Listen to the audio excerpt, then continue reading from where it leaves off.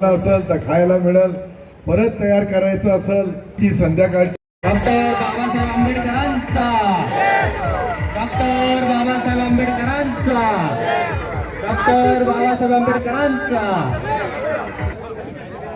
आजचे वक्ते आणि कमलाकांत डॉक्टर बाबासाहेब आंबेडकरांचा. या ठिकाणी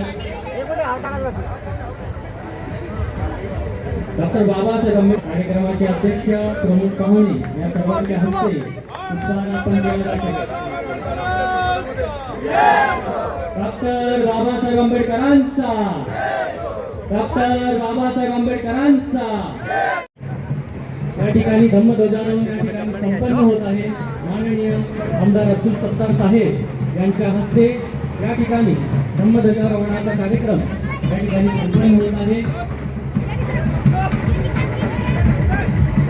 डॉक्टर बाबासाहेब आंबेडकरांचा, डॉक्टर बाबासाहेब आंबेडकरांचा जयंती प्रेरणा देणारी असावी.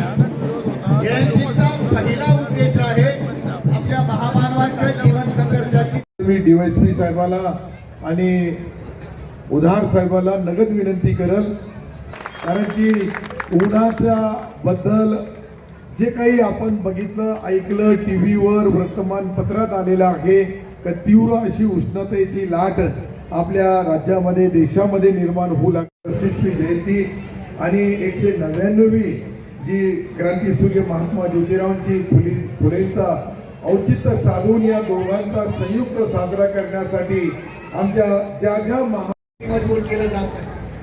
हा ठोकाचा आर्थिक समतोल, या ठोकाच्या आर्थिक विषमतेतून निर्माण झालेली सामाजिक दरी, या सामाजिक दरीतून निर्माण झालेले सामाजिक प्रश्न संविधानाच्या मूळ सिद्धांताच्या विरोधामध्ये आहे.